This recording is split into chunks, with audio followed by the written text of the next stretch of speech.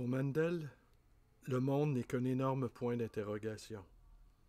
Qu'il aille au diable celui qui parmi vous pense aux tentations du monde, dit-il à ses disciples. Je n'ai pas besoin de lui. Il est ce que d'autres appellent la morale de la cité, faite d'arrangements et de compromis. Mendel ne connaît pas la sérénité. Il est tension permanente. C'est une âme en tempête, un buisson ardent. Il a fait de la recherche de la vérité l'alpha et l'oméga de sa vie et de son enseignement, la base de sa philosophie, le leitmotiv obsessionnel de sa discipline. Aristocrate de l'esprit, il déteste la foule. Il considère l'argent comme la source de tous les mensonges et de toutes les cruautés. Mendel de Kotz porte avec douleur la douleur du monde, dit un de ses biographes. Son assidisme ne peut attirer qu'une élite, une minorité, parce qu'il est fait de volonté farouche. C'est un assidisme des hauteurs. Il flotte entre ciel et terre. Il faut du souffle pour s'y maintenir. D'autres maîtres ne sont qu'amour et compassion. Il arrive à Mendel d'être cruel. Un jour, il dit à son serviteur « Je ne suis pas venu au monde pour aider les malades et les femmes stériles. Regarde-moi, j'ai mal au cœur. Mon âme brûle et ses fidèles viennent me casser les pieds avec leurs dérisoires questions. » Un autre jour, un juif éprouvé par le sort vient le voir. « Rabbi, une épidémie a frappé mon troupeau. Les bêtes meurent l'une après l'autre. Dans très peu de temps, j'aurai tout perdu. » Réponse de Mendel à Kotz. « Et tu crois donc qu'on m'a placé à ce poste pour sauver l'épidémie, les vaches de ton troupeau? » Comment ce village de Kotz devient un des lieux où souffre l'esprit du hassidisme? Les légendes sont nombreuses sur la façon dont Mendel décide de faire de Kotz le lieu de sa résidence. Voici celle que l'on préfère sans doute parce qu'elle cadre mieux avec ce que l'on sait de ce maître. Donc, Mendel, accompagné de ses disciples, quitte Tomatchov après la mort de son maître. Il est à la recherche d'une ville où s'installer. Les habitants de Kotsk, apprenant que Mendel est aux portes de la ville, et déjà avertis par la rumeur publique de la dureté de son tempérament, sortent pour manifester.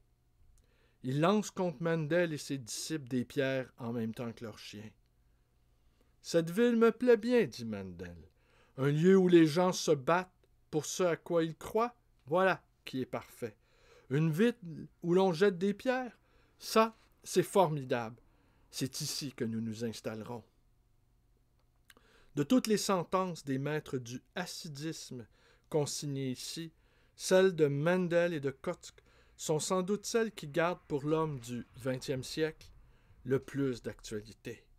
D'une certaine manière, par sa révolte, sa haine de l'aveuglement des nantis et son obsession dans la recherche d'un sens à la vie, Mendel de Kotsk est davantage notre contemporain, il est notre frère. Bonsoir, bienvenue à l'Atelier Librairie, le livre voyageur, animé par Fabienne Roch et moi-même, Bruno Lalonde. Nous sommes à Montréal le 30 janvier 2021 et déjà depuis 9 minutes, le couvre-feu est entré en vigueur. Mais quand même, comme vous pouvez le constater, il y a quelques voitures qui circulent dans les rues. Je ne vous ferai pas le coup ce soir de ne pas vous lire le passage qu'a écrit Cécile Gilbert dans son recueil d'essais, publié dans l'hebdomadaire catholique La Croix, consacré à l'ouvrage Tout est accompli de Yannick Enel, François Méronis et Valentin Rett. Je vais vous le lire. Alors pourquoi j'ai commencé par les hassidiques?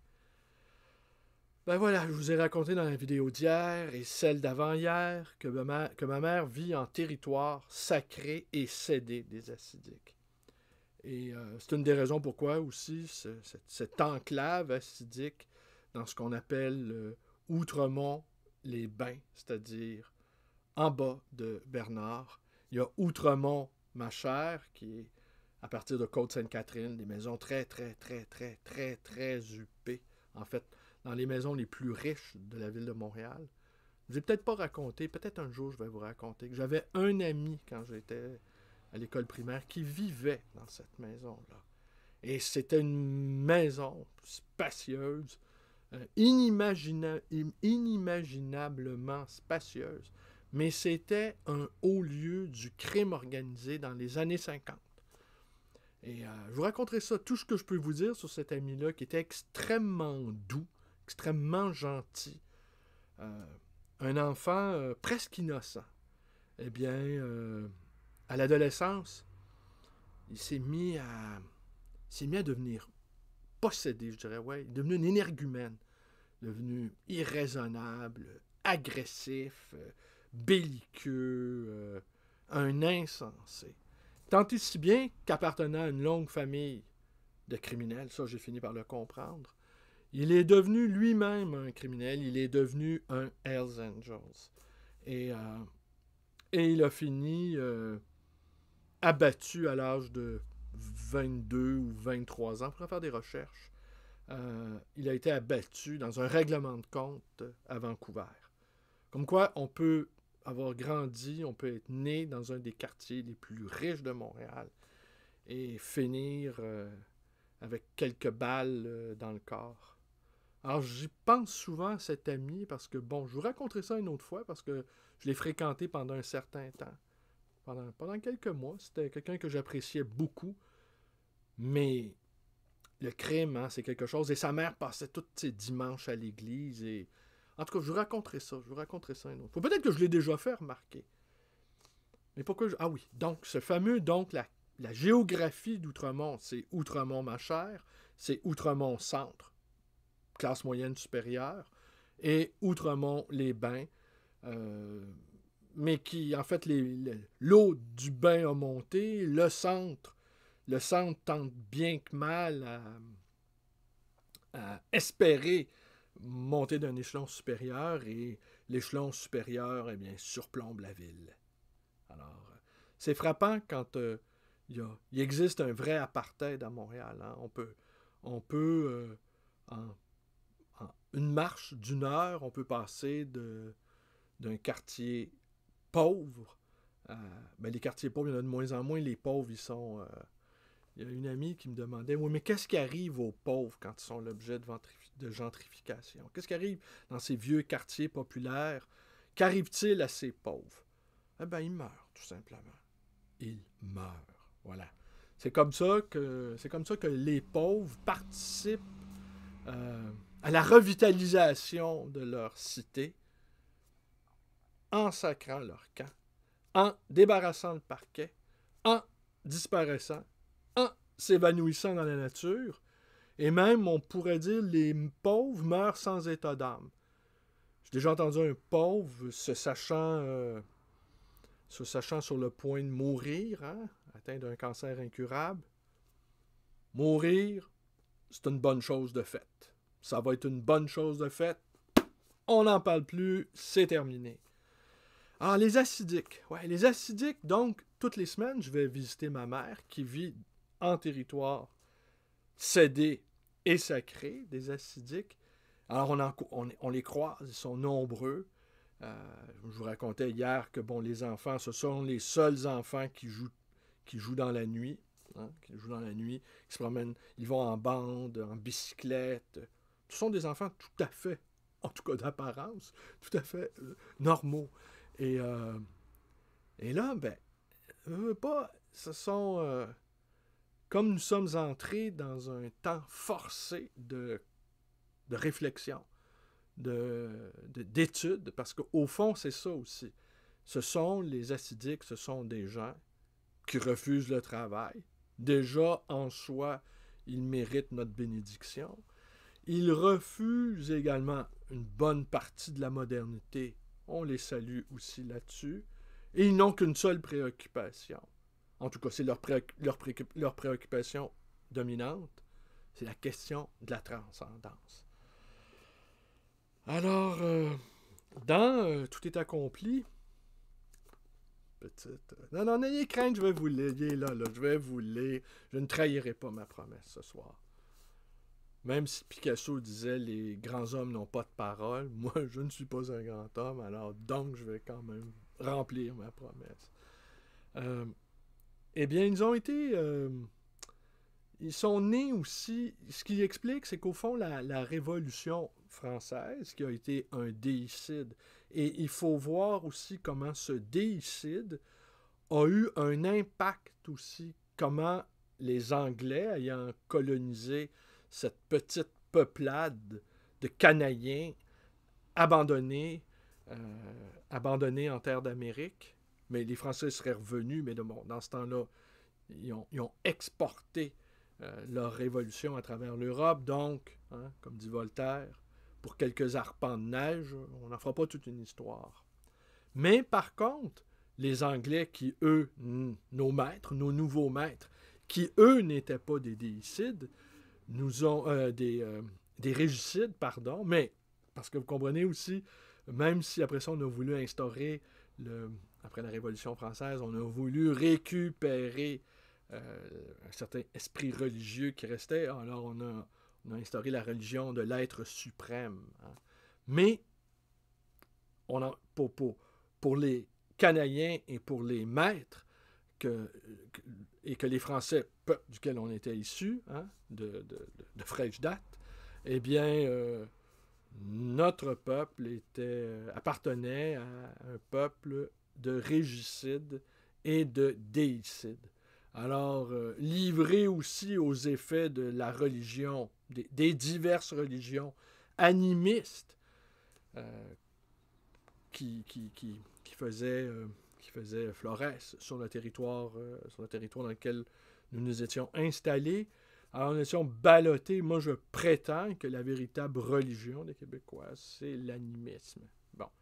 Mais c'est ce que je prétends. Mais je suis pratiquement le seul à prétendre ceci. Mais ça, c'est une autre histoire. Et que le vernis catholique, est bien mince. Maintenant, il a presque disparu, mais qu'il n'y a pas grand-chose à faire pour le décaper, pour qu'on retombe dans l'esprit de la forêt, le dieu des pierres, le dieu des arbres, le dieu de la nature, quoi. Cette forme de panthéisme. Alors donc, les Hassidiques ont été effrayés. Les Hassidiques polonais qui se sont établis en Pologne, qui est une secte du judaïsme, comme vous le savez, ont été effrayés par les conséquences de la Révolution française. Alors, ils se sont dit, une Europe à feu et à sang, pour une question somme toute métaphysique, en ne perdant pas de vue que toutes les guerres sont de nature métaphysique, de nature religieuse, toutes sans exception. Bon, après qu'on s'empare du butin et qu'on s'empare de captives, c'est la récompense du guerrier, mais à la base, c'est des conceptions intellectuelles, c'est une vision du monde, si vous préférez, qui nous pousse à trucider notre prochain. On ne supporte pas la vision qu'il a de l'existence. Et c'est bien suffisant pour le faire passer de vie à trépas. Alors donc, il faut faire le lien ici entre... Bon, on pourrait rajouter aussi la fonction maintenant d'Israël, qui, suite à l'Holocauste de la Deuxième Guerre mondiale, ont réussi à fonder un État dans lequel la majorité des diverses branches du judaïsme, incluant l'athéisme, peuvent vivre en sécurité. Mais vous le savez, les Juifs orthodoxes refusent le sionisme. Alors c'est parce que le royaume de Dieu reste à venir. Alors ce n'est pas un vulgaire État qui va... l'établissement d'un vulgaire État, je mets vulgaire ici entre guillemets, vous l'avez compris, qui va éroder, qui va faire disparaître la nécessité d'une imminence, d'une apparition de Dieu d'une nécessaire transcendance. L'État n'est pas là. L'État n'est pas là pour apporter un sens à l'existence de l'homme. C'est en ce sens-là, entre autres, qu'il faut bien comprendre que les Juifs orthodoxes, incluant les Hassidiques, refusent les dictats de l'État, fût-il celui d'Israël. Alors, parce que vous l'avez vu, vous l'avez lu, vous l'avez entendu, en Israël même, les Juifs orthodoxes s'opposent aux mesures sanitaires. Vous avez entendu le petit passage que je vous ai lu, ouais, tiré, en fait, je n'ai pas montré le livre d'où c'est tiré. C'est un ouvrage de Victor Malka, et c'est tiré de ceci. Hein? Ainsi parlait le hassidisme. Hein? Alors, oui, c'est un journaliste, c'est un promoteur à France Culture, c'est le rédacteur en chef de l'Information juive, qui enseigne à l'Université Paris-Nanterre 10, donne dans ce livre le choix des sentences qu'il retient après des années de fréquentation de la littérature hassidique et de ses meilleurs connaisseurs. C'est là une promenade dans le jardin littéraire du hassidisme. Le mouvement hassidique a conduit le judaïsme à l'un de ses sommets mystiques et à un art de vivre plein de saveurs. J'ai retenu deux en fait. Une qui me touche parfaitement, de Nahum de Braslav. Hein? Je ne sais pas si je le prononce correctement. Mon yiddish est sans doute à revoir, mais bon. Il y a déjà beaucoup de livres, et il y en aura encore beaucoup. Il est interdit de se moquer d'aucun d'entre eux. Tous sont nécessaires au monde. Ça fait longtemps que je pense ça. Alors pour moi, il n'y a pas de... chaque livre a son lecteur. Parfois, il y a toujours une rencontre. Ou il y a toujours eu une rencontre. Alors, si la rencontre a eu lieu, le livre est sauf. Et celui qui a trouvé la voie du livre est lui-même sauvé. Alors, on revient à cette notion-là du langage, qui au fond, c'est par le langage, c'est par la quête du langage qu'on est sauvé, qu'on trouve la rédemption. Voilà. Et cet autre passage que je pense qu'il faut garder, qui est toujours du même, Naman de Braslav, et celle-là a fait réfléchir aussi pas mal, je trouve. Il y a des gens dont la réputation n'est due qu'au fait qu'ils cherchent toujours la controverse. Oh, puis quel ennui, la controverse. Hein? Quel ennui. Est-ce que vous en avez un autre? Je pense que je vais vous faire le coup. On va me cacher derrière Picasso. Je pense que je vais vous faire le coup de ne pas vous le lire. Puis je vais vous expliquer pourquoi je ne vous le lirai pas. Parce que bon, demain, c'est dimanche. C'est le sabbat des chrétiens. Et donc, je dois aller rendre visite à ma mère. Ma mère qui vit seule. Et j'ai le droit d'y aller. Hein? Bon. Donc, je pars tôt. Je vais m'activer à proposer les livres à la vente, même si la librairie est fermée. Il faut quand même que je continue à minima de proposer à la vente des livres. Et donc, je vais faire très tôt la vidéo de demain, celle de dimanche. Comme ça, je n'aurai pas besoin de réfléchir, n'est-ce pas? Ah ouais. Ne pas avoir besoin de réfléchir, ça, c'est quand même assez extraordinaire. C'est en suspendant, au fond, la réflexion que les idées viennent. Hein. Alors, j'aime bien ça, ne pas réfléchir. C'est là où j'ai les meilleurs... C'est là où je suis le plus inspiré. C'est quand je ne réfléchis pas. Voilà. Alors, quand je me mets à trop réfléchir, eh bien, le serpent se mord la queue, les pensées virevoltent, j'arrive pas à les capturer. C'est comme des papillons évanescents. Quand j'en attrape un, j'ai les doigts tachés, les ailes, les traces des ailes me restent au bout des doigts. Alors, vaut mieux laisser les pensées virevoltées autour de son crâne dégarni, n'est-ce pas? Alors voilà, c'est comme ça, je vous ai encore fait le coup. Vraiment, j'étire la sauce. Parce qu'aujourd'hui encore, acidique, manqué que je suis, j'ai quand même travaillé. Ben oui. Mais par contre, au fond, ouais. J'ai travaillé, mais libraire, c'est un métier d'étude, au fond. Au fond, j'étudie.